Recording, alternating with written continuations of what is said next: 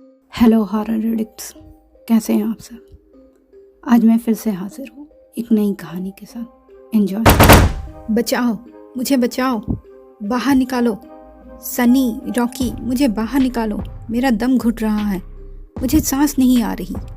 साहिल, Sunny, Rocky hostel में roommates थे और पक्के दोस्त भी। अपने दबंगई के लिए ये लोग पूरे हॉस्टल में बदनाम भी थे। आज उनके रूम में एक और लड़का गांव से आने वाला था, आलोक ने 9th तक की पढ़ाई गांव के छोटे से स्कूल से की थी, पर मैट्रिक देने के लिए उसने शहर के स्कूल में एडमिशन लिया था। आलोक मीडियम हाइट का दुबला पतला लड़का था। वो सादा लिबास पहने पुराना झोला और बक्सा लेकर रूम में आया तो उसके रूममेट्स ने उसे सिर से पैर तक गौर से देखा, फिर हंसते हुए उठकर आलोक को घेर कर उसे तंग करने लगे। ये आप क्या कर रहे हैं? आलोक ने परेशान होकर कहा। अरे, हम तो तुमसे मिलने के लिए बेसब्री से इंतजार कर रहे थे और तुम हो कि मिलना ही नहीं चाहते। साहिल ने उसे हल्का सा धक्का देते हुए कहा और फिर वो तीनों जोर जोर से हंसने लगे। साहिल, सनी और रॉकी को तो जैसे कोई खिलौना मिल गया हो। वो हरदम आलोक को तंग करते रहते।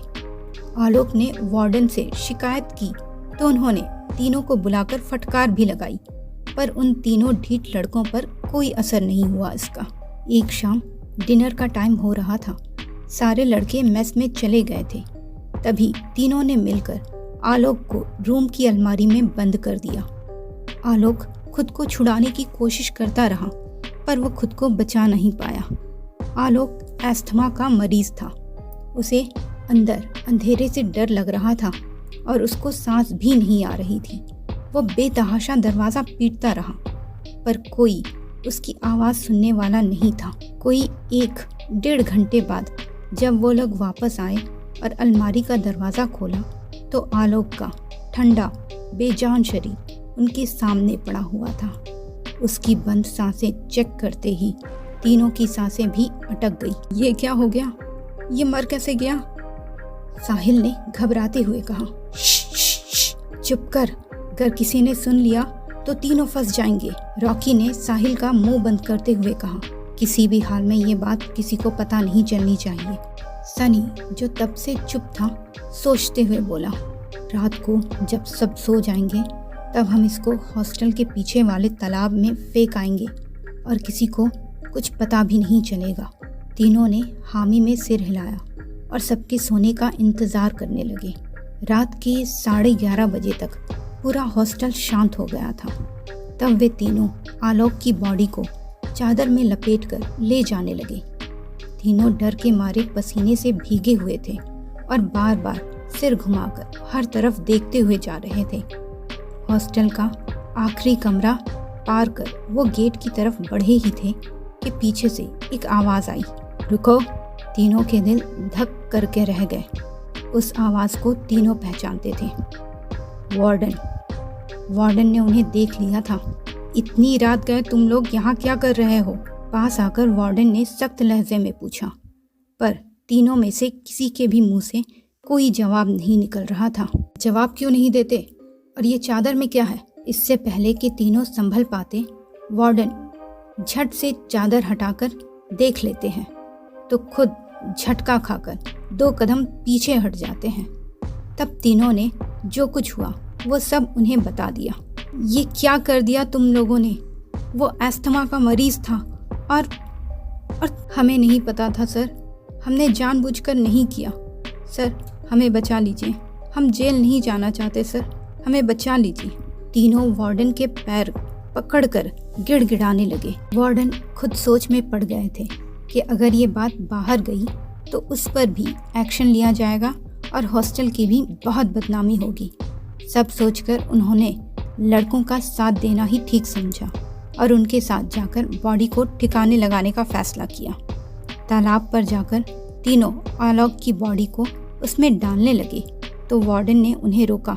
रुको, ऐसे ये बॉडी कल सुबह ऊपर आ जाएगी और फिर तुम लोग पकड़े जाओगे, कहकर वो वहाँ से चले गए और वो एक दूसरे की शक्लें देखने लगे। थोड़ी ही देर में वार्डन एक बड़े से पत्थर को ढकेलते हुए ले आए और आलोक के कमर से उस पत्थर को बांध दिया, फिर तालाब में डाल दिया। अब इसके बारे में तुम लोग कहीं भी कोई भी बात नहीं करोगे, समझे? वार्डन ने सख्त लहजे में उनको वार्निंग दी। फिर सब अपने अपने कमरों में चले गए। अगले दिन वार्डन ने लोकल पुलिस स्टेशन में आलोक की गुमशुदगी की रिपोर्ट भी लिखा दी। पुलिस ने हॉस्टल में आकर छानबीन की, पर उन्हें कुछ पता न चला। तीनों लड़कों और वार्डन को लगा कि वे लोग बच गए हैं, पर सच ज्यादा दिन तक कहाँ छुप सकता है। इस घटना के कुछ महीने बाद एक रात एग्जाम्स की तैयारी के लिए सनी और रॉकी रात को लाइब्रेरी में ही रुककर पढ़ाई कर रहे थे और साहिल अकेला कमरे में सो रहा था। नींद में उसने दरवाज़ा खटखटाने की आवाज़ सुनी। उसे लगा रॉकी और सनी आ गए हैं और उसकी नींद खराब करने को दरवाज़ा खटखटा रहे हैं। ये सोचकर वो नहीं उठा, लेकिन जब दरवाजे पर दस्तक लगातार होती रही तो वो झल्ला कर उठा और जाकर दरवाज़ा खोला।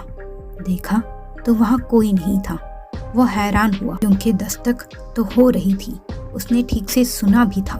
साहिल दरवाज़ा बंद करके आकर बिस्तर पर बैठ गया और सोचने लगा। तभी दस्तक फिर से हुई, पर दस्तक दरवाजे पर नहीं, अलमारी के अंदर से हो रही थी। डर से उसका कलेजा मुंह को आ गया। उसके दिल की धड़कन बेतहाशा बढ़ गई। फिर उसने सोचा ये उसके दोस्तों का ही प्रैंक है, उसको डराने का। रॉकी, सनी, ये कैसा मजाक है? बाहर आओ, साहिल ने अपनी लड़खड़ाती जुबान से पुकारा तो दस्तक बंद हो गई। उसने घबराते हुए जाकर अलमारी का दरवाज़ा खोला और अंदर झांकने लगा। तभी दो गीले सड़े हुए मांस वाले हाथ अलमारी के अंधेरे में से निकले और साहिल का गला पकड़कर उसे अंदर खींच लिया। फिर दरवाज़ा अपने आप बंद हो गया। बचाओ, मुझे बचाओ, बाहर निकालो, सनी, रॉकी, मुझे बाहर निकालो, मेरा दम घुट रहा है, मुझे सांस नहीं आ रही। पर उसकी मदद को कोई भी नहीं आया, क्योंकि उसके दोस्त उस रात को लाइब्रेरी में ही रुक गए थे। अगली सुबह उनको साहिल का मृत शरीर अलमारी में मिला तो पूरे हॉस्टल में हड़कंप मच गया। सब लोग हैरान थे कि ये कैसे हुआ, पर सनी, रॉकी और वार्डन की जान हलक में आ गई थी। दोनों को मौका मिलते ही वार्डन के रूम की तरफ भागे। सर, ये हो ना हो आलोक का ही काम है। वो वापस आ गया है, वो हमसे बदला लेने को वापस आ गया है। तब वार्डन ने परेशान हाल अपने रूम में यहाँ वहाँ चक्कर काटते हुए उनकी तरफ देखा। तभी उनका फ़ोन भी बज पड़ा। मेरा ट्रांसफ़र हो गया है, मैं कुछ नहीं कर सकता, वार्डन ने बुझे हुए स्वर में कहा। ऐसा मत कहिए सर, अगर आलोक वापस आ गया है तो वो हमारे साथ साथ आपको भी नहीं छोड़ेगा। बात तो सही थी उनकी, क्योंकि भले ही उन्होंने आलोक को नहीं मारा, पर उसकी मौत को छुपाने में उनकी मदद ज़रूर की थी। उन्होंने रातों रात एक तांत्रिक को बुलाकर उस अलमारी को तंत्रों मंत्रों से बंधवाकर स्टोर रूम के सबसे लास्ट में रखवा दिया। सालों तक आलोक की आत्मा उस अलमारी में कैद रही और न्याय के लिए तड़पती रही। फिर एक दिन वो वक्त आ गया जब आलोक की आत्मा को सालों के इंतज़ार के बाद आज़ादी मिल गई। हॉस्टल में नए स्टूडेंट के लिए अलमारी की ज़रूरत थी, पर कोई नई अलमारी स्टोर रूम में नहीं थी।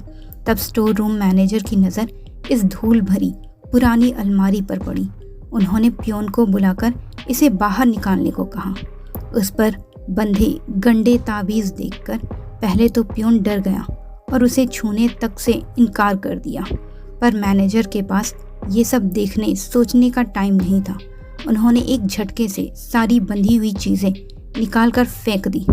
तब पियोन ने ना चाहते हुए भी डरते डरते उस अलमारी को खोला तो उसमें से सालों की जमी धूल के साथ साथ एक ठंडी हवा का झोंका भी आज़ाद हुआ और उसके साथ आलोक की आत्मा भी। ठंडी का मौसम था और वार्डन रात के 11 बजे पुल के ऊपर से बाइक चलाते हुए घर जा रहे थे, जब अचानक उनको रास्ते पर गाड़ी के ठीक आगे एक पल को कोई धुंधला साया दिखकर गायब हो गया। उन्होंने गाड़ी रोककर इधर उधर देखा, पर कहीं कोई नहीं था। उन्होंने बाइक फिर से स्टार्ट कर दी। कुछ ही देर में उनको अपने गले के चारों तरफ उनकी ही शॉल कसती हुई लगी। नीचे देखा तो उनकी शॉल का एक सिरा बाइक के पहिए में जा रहा था। अगले ही पल अनबैलेंस होकर बाइक पुल की दीवार से टकराई और वार्डन बाइक के साथ नदी में गिर गए। पानी के अंदर उनकी सांस रुक रही थी, वो छटपटा रहे थे। तभी उनको अपनी आंखों के सामने आलोक का सड़ा गला विकृत रूप दिखाई दिया और उनकी आखिरी सांसें भी डर कर खत्म हो गई। सनी और रॉकी शहर में अलग अलग रह रहे थे, लेकिन आलोक की आत्मा ने उन्हें ढूंढ निकाला। रॉकी एक सुनसान सड़क पर गाड़ी चला रहा था जब उसकी कार अचानक बंद हो गई। वो निकलकर कार को चेक करने लगा। तभी उसे ऐसा लगा जैसे किसी ने धीरे से उसका नाम पुकारा हो। वो पलटकर सब तरफ देखने लगा। तभी अंधेरे में से उसे आलोक की धुंधली आकृति बाहर आती दिखाई दी, जो धीरे धीरे उसकी ही ओर बढ़ रही थी। रॉकी ने डर के मारे चीखने की कोशिश की, लेकिन उसकी आवाज़ गले में ही अटक गई। आलोक की ठंडी सड़ी गली उंगलियों ने रॉकी का गला दबा दिया और उसकी आत्मा हमेशा के लिए अंधेरे में खो गई। सनी अपने घर में अकेला था जब उसने बाथरूम में अजीब सी आवाज़ें सुनी। उसने दरवाज़ा खोला, बाथरूम में झांका तो वहाँ कोई नहीं था। जब वह पलटकर जाने लगा, उसे आंखों के कोने से आईने में कोई दिखा। जब उसने गर्दन घुमाकर देखा तो उसके होश उड़ गए।